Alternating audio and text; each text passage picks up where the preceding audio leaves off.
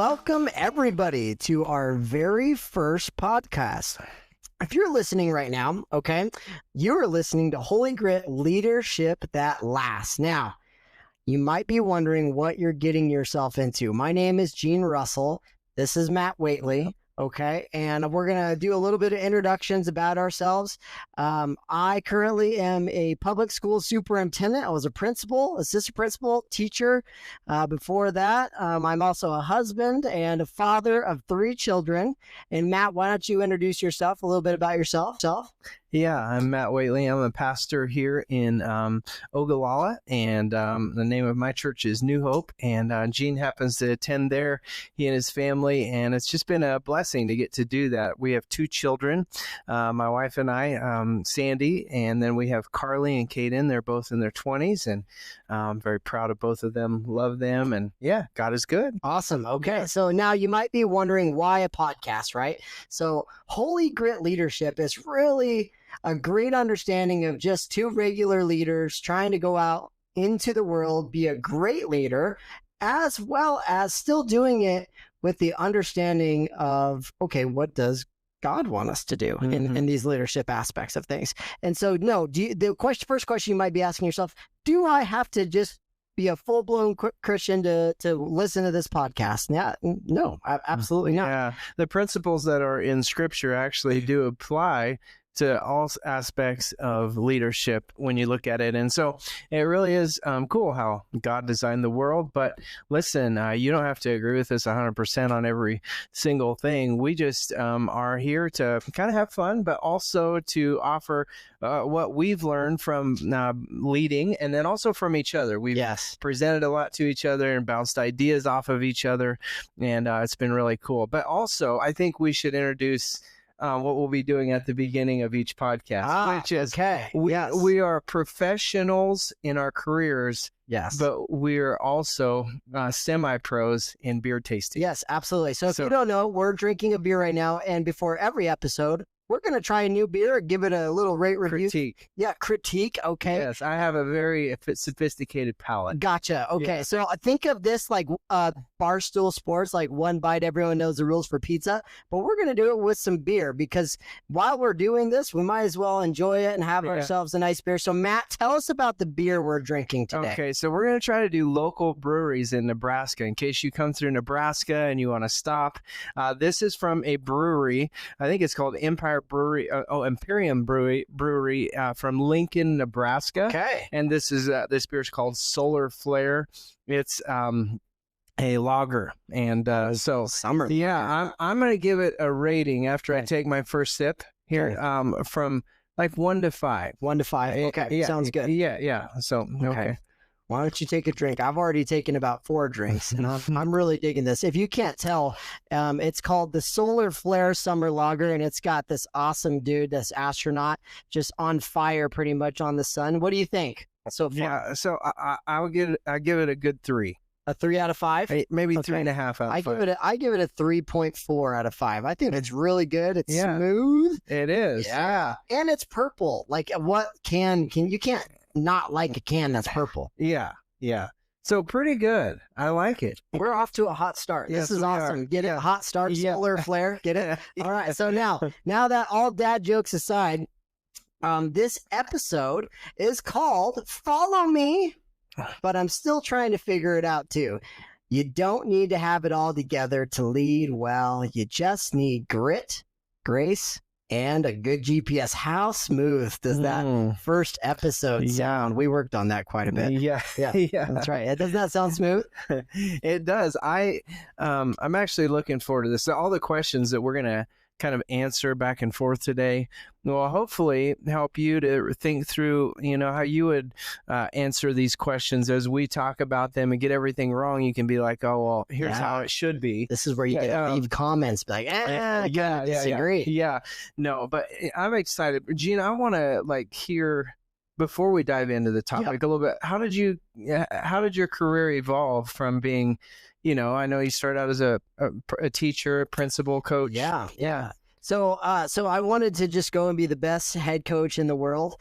And then I started to slowly get into leadership, and I actually became, I think, the youngest principal in the state of Nebraska at the time. I think I was 22, 23 years old.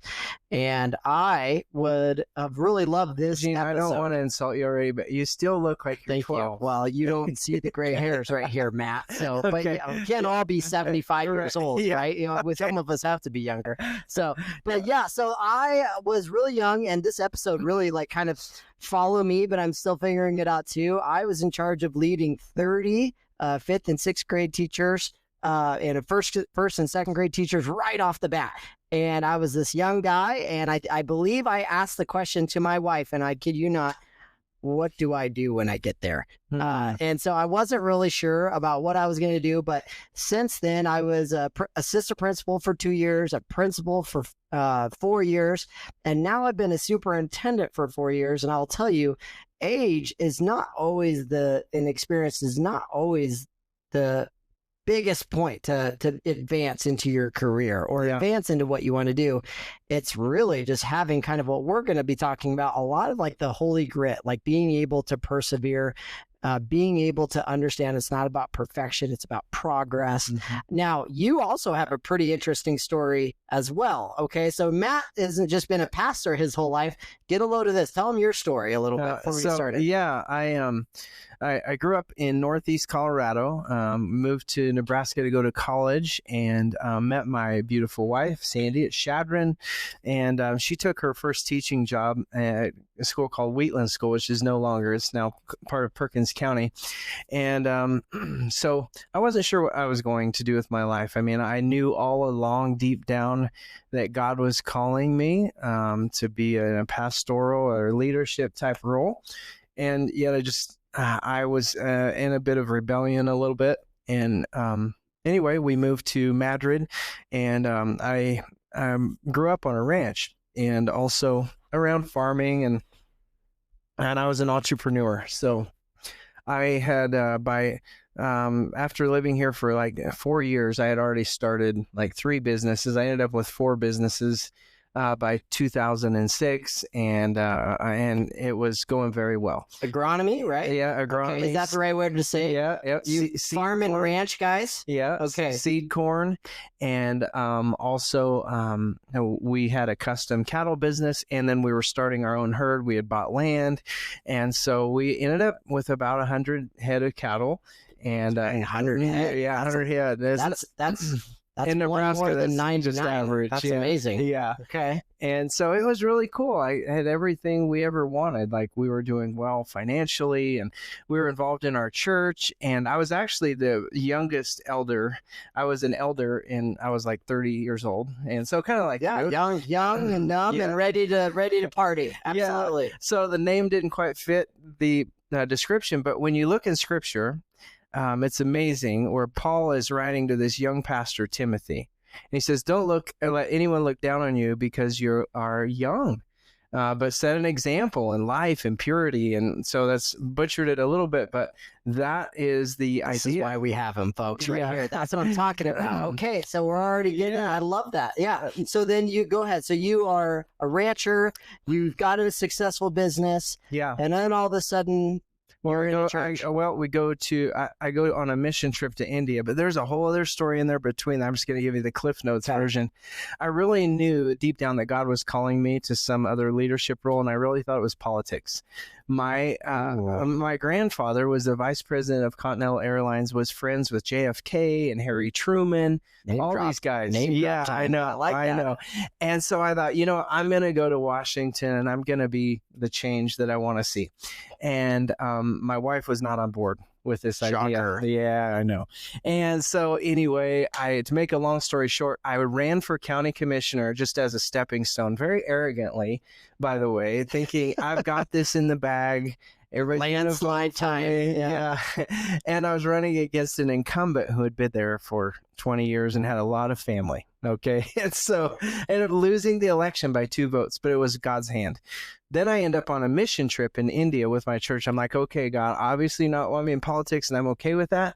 And I'm on this mission trip just less than 6 months later. Yeah. And while I'm in India, God speaks to me very clearly, and he says, you're going to be the next pastor of New Hope Church in 5 years. Like a very clear word from the Lord. India, In dropping the knowledge Yes. of, hey, listen, Yes. it's pastor time. Yeah. And it was crazy because I was seeing the hand of God move there, like people getting healed and set free, like hundreds coming to faith in Christ. And I had the heart of an evangelist. So it's one of my gifts, and I was loving every second of it. And and my heart was just stirring, like, this is who God made me to be. I come home and I tell Sandy, hey babe, I'm going to be the next pastor. Oh, I thought she just shook your hand right away, right? Oh, she was relieved I wasn't made a politician. But then I come back from this mission trip, and she's like, oh my gosh, like I need to lock my husband in a cage. But that was the confirmation I needed. 3 years later, the confirmation that that was from the Lord was, I didn't say anything to her after the first time, because I knew she just was like not having it. She clammed up. Yeah. Okay. And so I said, okay, Lord, if this is from you, then you're going to have to change her heart in this. So I just prayed and I said, Lord, would you, if this is from you, then I'm great. If not, I'm great as well. Wherever you want me, I'm good. And it was 3 years later, she came to me after church one Sunday and she was in tears. And she says, I don't know what's changed, but God has changed my heart, and you are supposed to be the pastor. And so the rest is history. I came on staff in 2016 as associate pastor. Yes. And I took over for a man who was in my position for 40 years. So it started the church. And so now I've been in that position for almost 10 years. Yeah, it's crazy. Killing it too. So if you guys don't know, the reason why Matt's on there, I didn't just bring in any old, glasses wearing guy. He actually is you're really good at what you do in leadership, with leading the congregation, leading your leaders of like the elders and the deacons.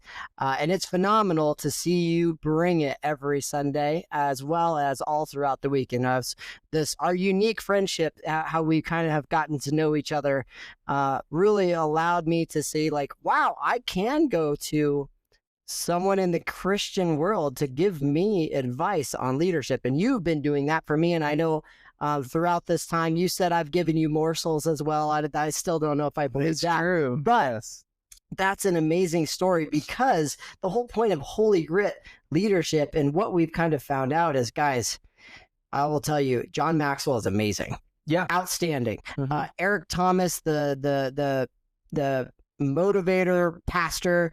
I think of all these other amazing guys. And now as I've been diving in more and more into leadership, those are all amazing guys and gals that are out there helping leaders become better at what they do. But here's the thing that's been in the back of my mind a lot is okay, this is great, but is this the way Jesus would do it, right? And so that's an element to this podcast, that's to Holy Grit Leadership, that I think a lot of people are really going to like, because there is, in good sound advice, you can look back into scripture and see a lot of great sound advice that people are using elsewhere into exactly one book, right? Yeah. Yeah. Well, likewise, Gene is an amazing leader, has totally transformed Ogallala schools. It's been amazing. And I have learned a lot from him. So we share presentations. Back and forth. And it's been, I'm going to have to preach a sermon on pride really soon. Yeah, very soon. I can see that. But no, thank you for all those nice things you said about me. And, we've all had someone go before us that we look up to.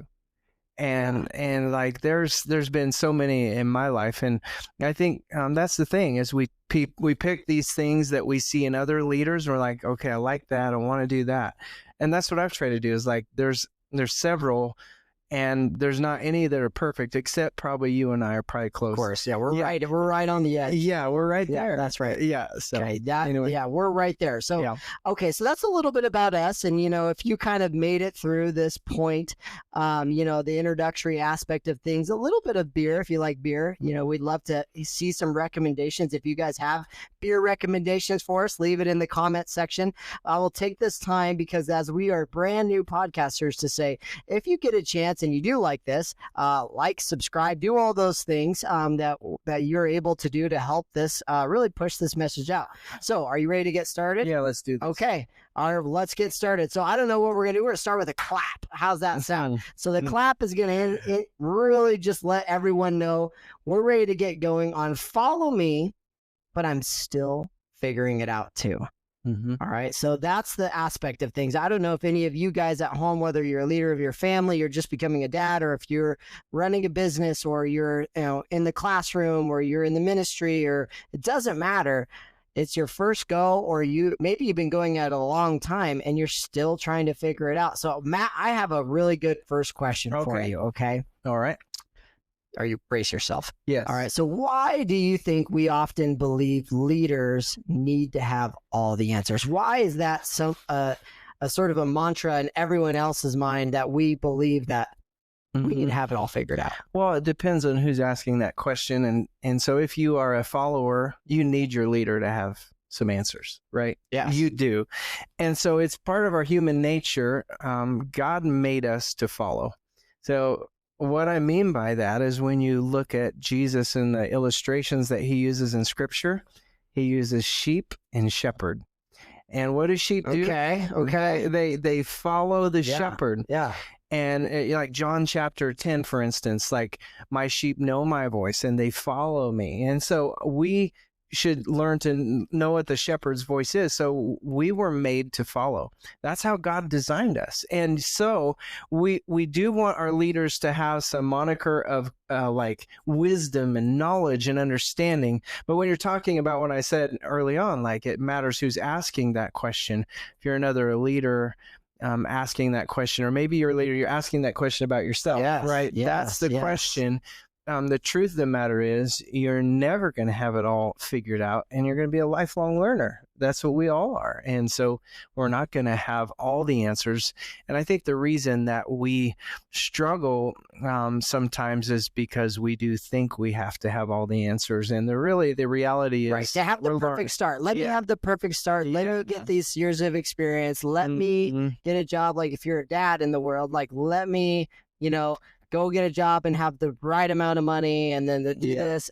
It just never works out that way, right? Like sometimes you're thrust into leadership. Sometimes you didn't want to, but it just had to be you. You had to step up. Yeah. And then other times it was, I wanted this. I think I'm ready for this. But yet still, I'm going to walk in like I did on day one and ask my wife, like, what do I even do? Yeah. Like, I don't know, like, do I stand there? Or, and so we're going to dive into that a little bit and just kind of the idea of that, hey, listen, all right, you have this leadership position. You don't have to figure it all out. It's not about perfection. It's about progress.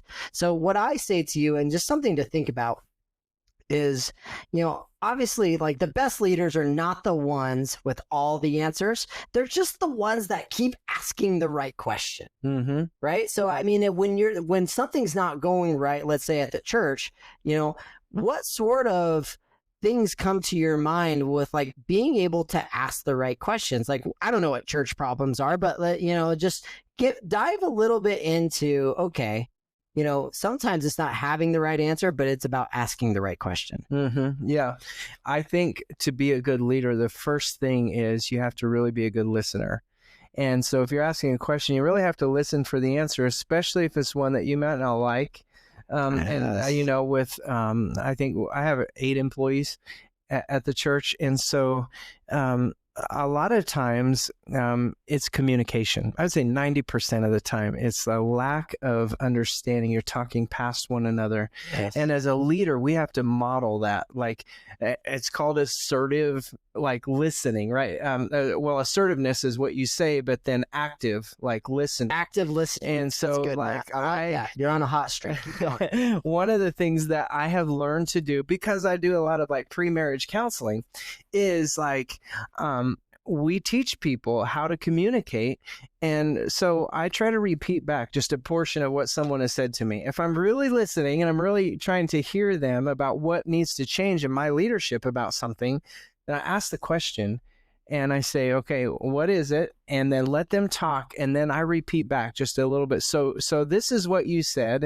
And even if I don't agree with it, I'm still saying it so that I'm communicating that I'm listening to what they're saying. So yeah, it's listening to understand, not listening to respond. Yes. Right. So not just like, all right, let me get my high, awesome Matt Waitley statement out there, but it's all right, let me really understand. So when we're in leadership and we're having issues, part of the first step is just listening to what the issues are to actually try to understand them. Because so often I can tell you, and I've seen a lot of leaders in my world, principals, when something hits the fan, right? The very first thing they do is like they put their ego right out on the table, and instead of, okay, I need to back up and I need to listen to what's going on. And sometimes it's a problem with us. Yeah. Right. Or sometimes it has nothing to do with us, but it's still a problem and it reflects on us. Right. And that's the hard part about leadership is whenever there's something going wrong and you're in a leadership position, you just take the weight on it always. And so that's where a lot of ego, and I swear, when ego comes into play, you cannot listen to understand. You're just trying to respond to try to save face. Yeah. And by the way, if you're really struggling with pride, leadership is not a good position, right? Yes. Because it becomes a situation, it can become abusive. Like that's the ultimate end of it is like, how dare you question me? Right. But as leaders, we have to be like Jesus, right? Listen, be humble and kind. And people want to follow that kind of leader. So that kind of brings us in there. So, okay, so I have this leadership position. I'm still trying to figure it out. How do I become a leader that people want to follow? You just kind of mentioned that. Like what characteristics of a leader that people are like, okay, I can see, I know John Maxwell talks about the levels of leadership. Level one is like, you're my boss, I have to do whatever, and then it kind of goes up in the relationship pattern from there. But okay, So in what ways can we be leaders when we're still trying to figure it out that people love to follow? Oh, there's so many good answers to that question. I'm just going to try to highlight the biggies. Number one is humility and kindness. Like people want to follow someone who's going to be kind to them. They do.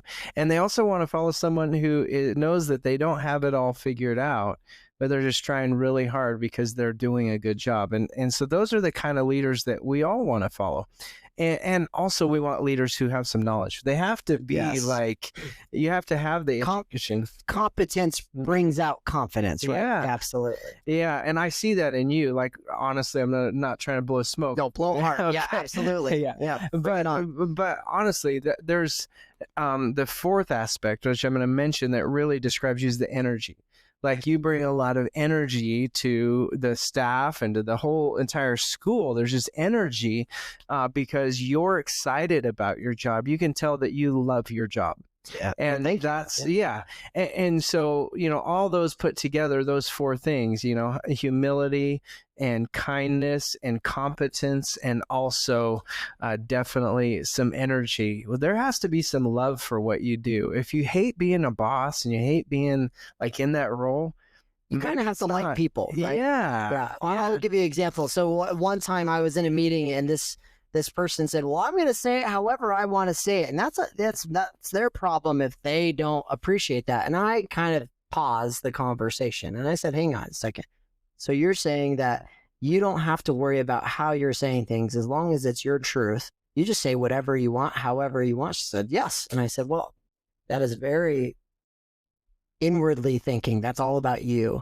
Because when I talk to other people, and with humility is, right, sometimes there's a time to be courageous, sometimes there's a time to be humble, sometimes there's a time to be convicted and stand up for what you believe, but sometimes there's also a time to bargain and to say, and with every person in every situation, it's different.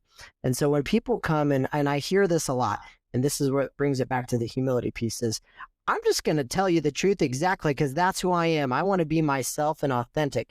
That's such a short-sighted way to be able to communicate with people, right? Well, you just take it however I say it, and that's on you. And as leaders, we have to understand our audience, who we're talking to. So I'm sure it's different when you talk to me about what's going on in the church versus maybe someone who comes up to you on Sunday and says, hey, Matt, how's it going? And versus also maybe it might be different when you're talking to elders or your wife.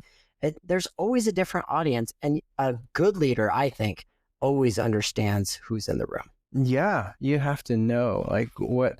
And the truth of the matter is, if someone comes in hot, one of your employees, and they're really pushing the buttons, right, and they're trying to get under your skin or make a point, there's usually something else going on. That's always like I've learned to dig deeper and not just immediately react to some of that. And like you said, know who you're talking to, and being kind.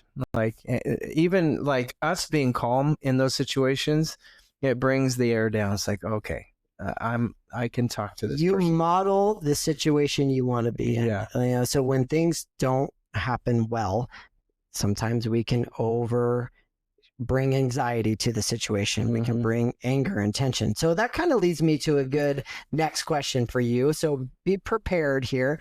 What does a good GPS look like in a general sense? So when we're talking about, all right, my leadership GPS, how do you calibrate your leadership compass when life gets noisy? There's a lot going on. You might be overwhelmed. So what's a good understanding to help others create what's my GPS? What's that look like? Yeah, that's a really good question. Especially for brand new or young leaders that are stepping into leadership roles that are kind of overwhelming, right? And you step into things that are like landmines sometimes. Yes. And for me, this is a really good question because I had to live this out. When I took over in 2018, I had been on staff as associate pastor, and there was a lot of turmoil on the staff.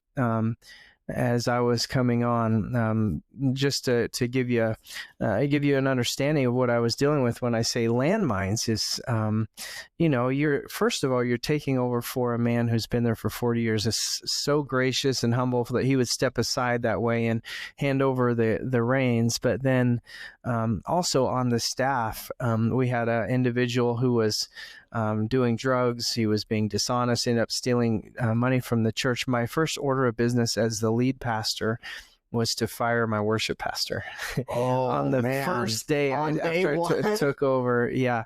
And so it was hard. And you talk about walking, like when you're talking about a GPS is right. It gets you to where you need to go. And I knew that God had called me to this, and I could see the vision for where God was taking the church.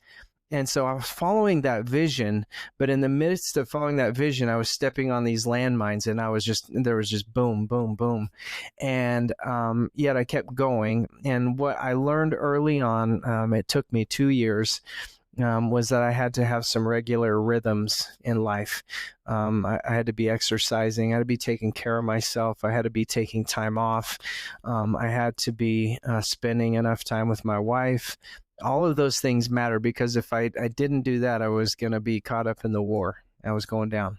Yes. And that's a really good point, to where you have to understand where your red line is, right? Yeah. And then when to shift, right? And for those of you that don't understand what I'm talking about, in cars, they used to have, a stick shift. If you're old enough to remember that, and whenever it would go up to the right, you knew you needed to shift. And so that's really similar to your understanding of like a good GPS is your foundation of expectations, like you said, of where you want to go. Hey, listen, I always tell people, we need to always paint what excellent looks like. What does the end product look like? So, and for schools, we talk about when they walk across the stage, what do we want them to look like, right, to be like, to feel like, to act like?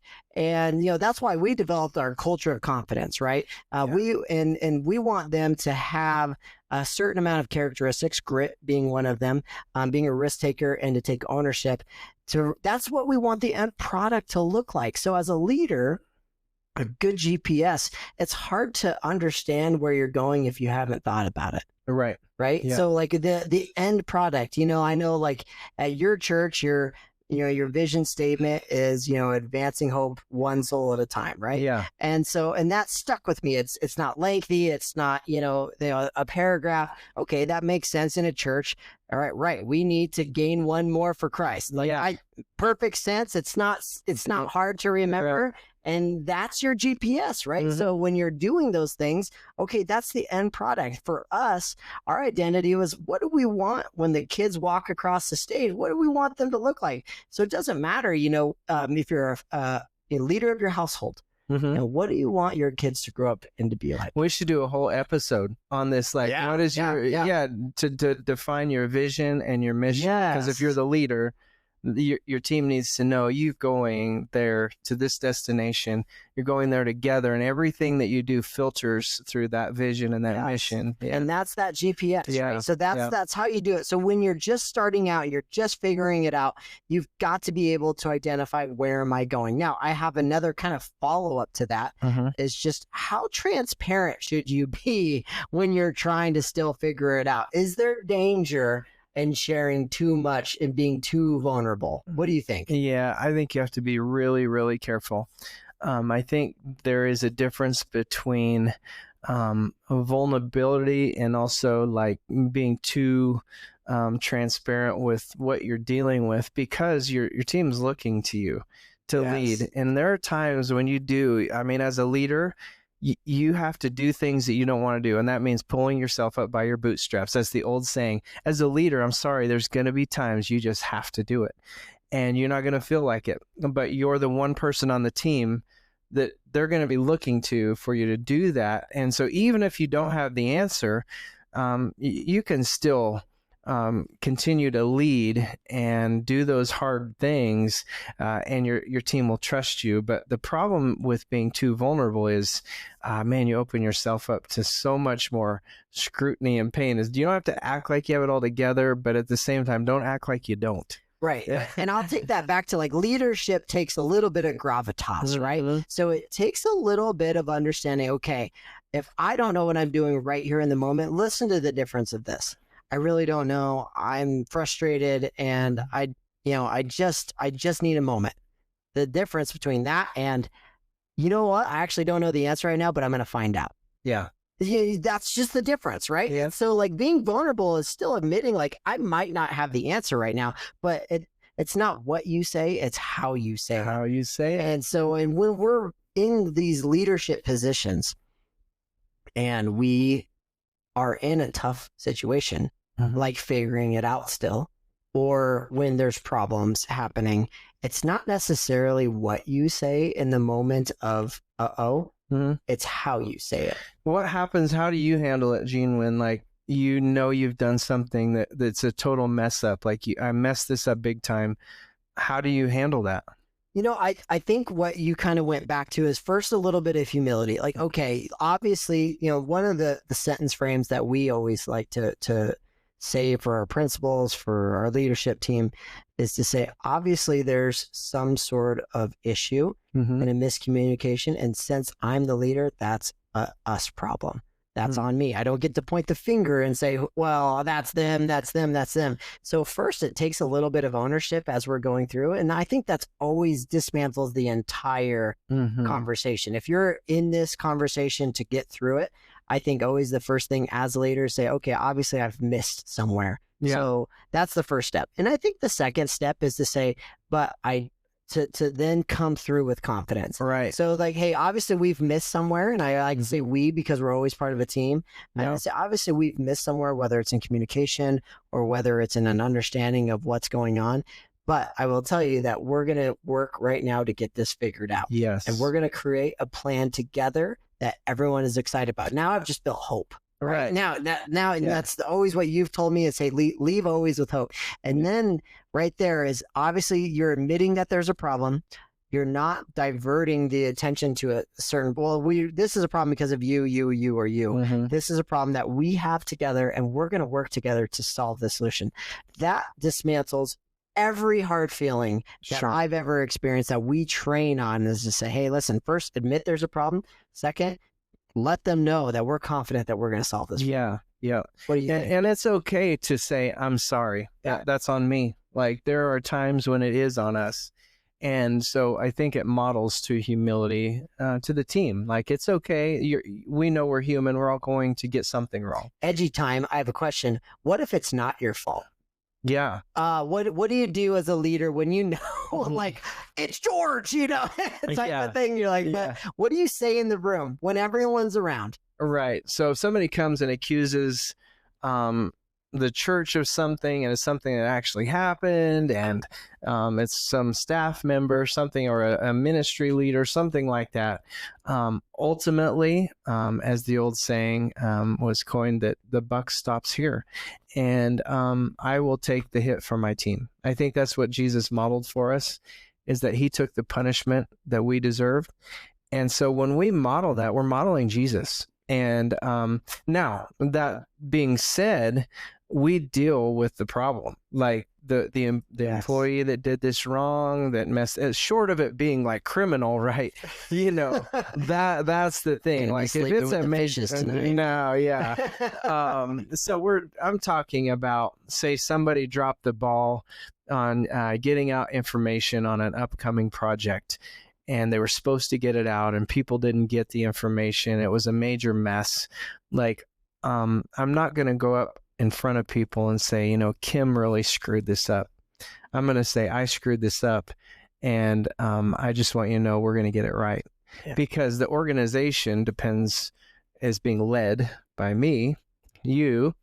And if our employees know we're just going to throw them under the bus, they're not going to have much loyalty for us. I think it kind of goes back to that old saying of praise in public, criticize in private, right? Yes. So, and I think that's a big thing as leaders. And how often have we been in a situation where the heat's been on us and we know the problem? Mm-hmm. Because as leaders, you're typically involved in a lot more of the no than a lot of other people. And you know exactly where the breakdown happened. I think good leaders do. They understand, I get this. This is where this broke down. But in the moment when things are hot and, intense, the worst thing I think we can do is to say, this wouldn't have happened if you would have done your job, right? Yeah. So, I think in the moment you could easily win that short-term bandage, type of win. But at the same time, I think you lose the long-term GPS battle, right? Absolutely. And you lose the trust of your team. Yes. Yeah, like they need to know we have their backs. So that's the thing. Like, I really think that fits in with the theme of this whole episode about, if you want to garner the trust of your team, even though you might be still learning and still struggling with this, then do those things that are hard for them. In other words, step into the fire with them when they're in the fire. Let them know that you've got their back, and let them know that you care, and you're there to help them succeed. And if they know that, then they're going to walk through. They're going to charge the hill with you. Yes, absolutely. Because all right. So kind of answer this. So you're in uncharted waters. You're a new leader, or maybe you've been leading for a while, but there's new problems happening, right? So how do you calm your storms in leadership? So there's always something, and I can't remember where I heard this, but leadership doesn't, for me, it gets easier. It just gets more complex, right? You solve one problem and then you move on, and all of a sudden there's another problem. Sometimes you have such great, you set a great bar and you're meeting that bar, but to meet that bar creates problems. Mm-hmm. Sometimes when you set a low bar, that creates problems. And so there's just all sorts of things in waves. So when things are choppy and wavy as a leader, and you're still trying to really kind of get a handle on it, what are ways that you can get a handle on your organization or the people you lead? What are some things that you do or that you would recommend for, like, hey, I've got these issues. What do I do? Just in a general sense. Right. So the first thing is you have a game plan going into every situation. You should, as a leader.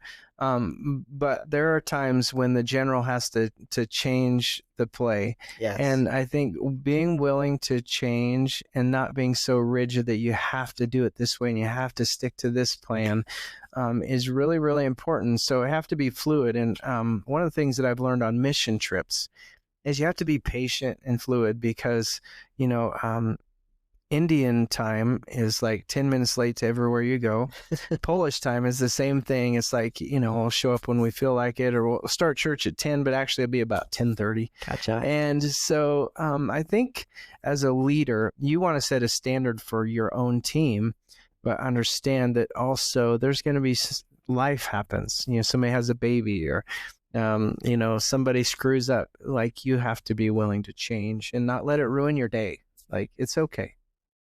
That's hard because I will tell you when something goes wrong, I'm the type of person that will lose sleep. I have to figure it out right away. I can't move on from anything. Yeah. So, and I think a lot of younger leaders and newer leaders have this problem is they can't let it go. Every fire is a 911 emergency. And so how do you get to a stage where you can understand what's going on, but that problem will also be there tomorrow? Well, my staff will be watching this episode at some point, and they're going to say, wow, I really wish Matt would apply what he just said. Sunday mornings are a mess for me, which is why when we have extra stuff in our services, I have a service coordinator who will come in and handle things, but the transitions are important for me, that the service goes smoothly, and we're kind of on time constraints, but yet we want to be led by the Holy Spirit, but I want it to be good. And so there's all sorts of things when things don't go smoothly, I used to really be bad. I would just make me a basket case, and I was not a pleasant person to be around. I've improved a lot. So how did you get there? Learning the hard way. I had hurt people's feelings when I would get rigid. And so maybe someone's watching and they're going to be like, I'll save your employee from being hurt, and I'll save you from being embarrassed. Like it really, and it's not Christ-like. When we lose it, we're saying, God, I don't trust that you're in control. And so what if the service runs 5 minutes over? Like, it's not a big deal. One of the ways that's helped me is hiring well. It's probably a whole nother episode, but you don't hire yourself. You hire somebody who has maybe strengths that you don't. As your right hand. You don't hire yourself. You hire people that have the strengths in which you lack, right? Yeah. Absolutely. I love that. So Don. Yeah, Don's my associate pastor. He's my right-hand man. He's also the executive pastor. Don. Yes. And life is so calm for Don. He does not worry. He's like, don't worry about it, Matt. It's going to be okay. He handles it. Oh, it'll make me so mad. I don't know how that happens.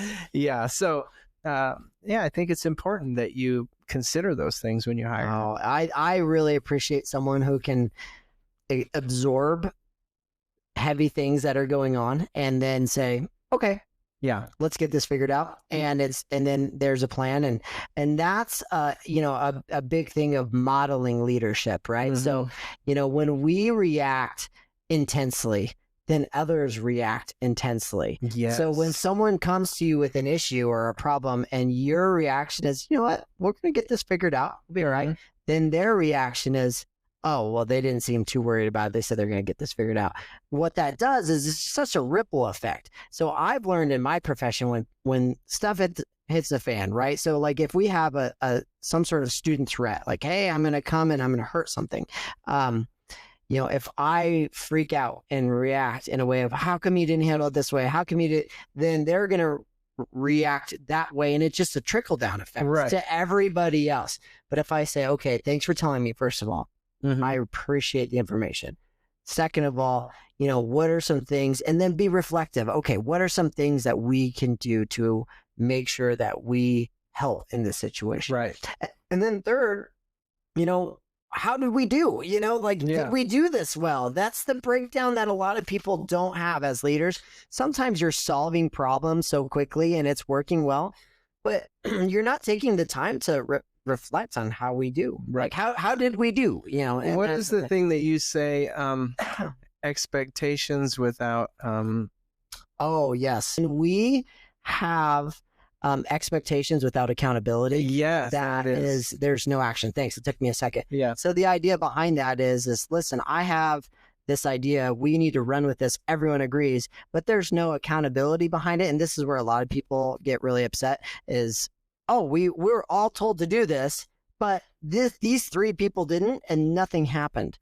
And so we always talk about, hey, listen, if you have a plan, but you don't have a plan without some sort of accountability behind it, then really just expect it to fade off into the distance. Yeah. It's never going to work. Yeah, it won't be. Yeah. And that's a big element of, being a leader is what are your layers of accountability that you have put in place to make sure that others who are following you are doing their job. That's not the fun part of leadership, is now I have to hold you accountable, right? Right. That's probably a whole episode. Yeah. Which is good, though. It's important for us to understand, like, as we're learning to lead, and can I lead with not having everything together? Well, yeah, this is one of the ways that you can tangibly do that is to set some standards for your staff and say, okay, we're going to follow up with this here in like 3 months. We want to just see how everyone is doing, because otherwise it's just words, right? I think that's exactly right. So like when Jesus was choosing his followers, and you'd be able to speak to this a lot better, he was just like, follow me, tax collector, follow me, you, follow me, you. Yeah. And I'm sure, what do you think the disciples were thinking when Jesus was just first coming onto the scene? Well, first of all, I mean, they were compelled, right? They obviously, there was something in them that drew them to Jesus to say yes, like right away. Yeah. And when you see Jesus do a miracle, like catching fish, right? Yeah. When you, even that Jesus would even talk to Matthew, the tax collector, was a big deal. And I'm sure this drew Matthew in. It's like, I said in a sermon last week, I was talking about The Chosen. Yep. Like, I know a lot of people criticize The Chosen, and I know it's not 100% accurate. It's not supposed to be. It's a show about the Gospels, right? That they have to make assumptions. But the persona of Jesus that they've created is really, really good. I think that draws us in those moments. And I think those disciples were like, that is someone I want to follow. And that's the challenge, is like, really, I can say to anyone as a Christian who's watching, are you Christ-like? That is the number one question the thing that we should all be striving for. Should we be more like Jesus every day so that people want to follow us? Like, just to be like Jesus, that will change everything. Yeah, and that's kind of why we talk about this holy leadership is, hey, listen, I can just work and grind and push through blindly, but having that holy grittiness and I really like what you said is, well, how do I know I'm going to be the person people love to follow? Well, and this is the part where secular world, like, I can't talk about Jesus in public school. Yeah. Like, I can, if someone asks me personally, I can do it, but what can I do? I can choose to tell the truth. I can choose to have integrity. Yeah. I can choose to be open and honest with people. And those are Christ-like fruit, right? Like all fruit of the Spirit. Yes. Galatians, love, joy, peace, patience, kindness, goodness. All those things are fruit of the Spirit. And when we display the fruit of the Spirit, like it inherently, God made us to recognize good fruit. And he also made us to recognize bad fruit. Right. So that's a whole other episode. How do you recognize bad fruit? Like, but good fruit. Like, so as you're starting out as a leader, even if you're not a Christian, these are the things that will make your team want to follow you: love, joy, peace, patience, kindness, goodness. Yes. I think that's a big point of this is, all right, I'm a leader and I'm still trying to figure it out. What are some ways I can get people on my side, on my bus, as John Gordon would say? What can I do? To be honest, just do your best to mimic the leadership qualities of Christ, right? Yeah. And that'll lead to all this amazing fruit: joy, kindness, gentleness, self-control. That's a big one when you're a leader. And all of a sudden, I'm going to guarantee it, you're going to be a leader that people love to follow. Yes.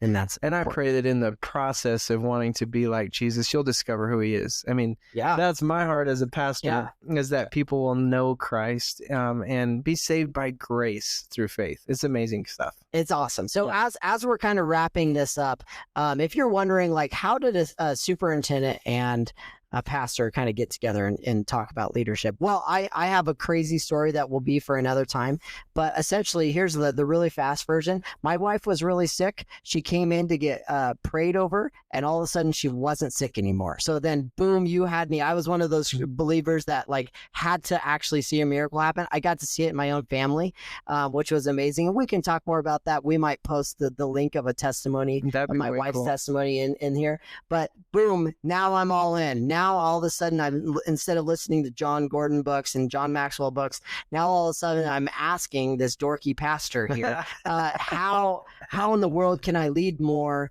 in a biblical sense that makes sense in my world? And so that's something that's amazing. So now that's been a big God thing. So part of the segment is, hey, listen, we want to share a cool God segment. And then before going into all the details, here's the gist of it. My wife was super sick. We're talking about the big C type of word.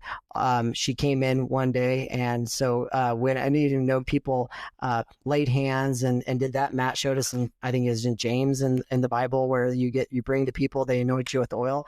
I was thinking we prophesied over that girl. Yeah, that was amazing. And then she left completely redeemed and healed. And so that's a story for another time. But that's why I'm here with the pastor.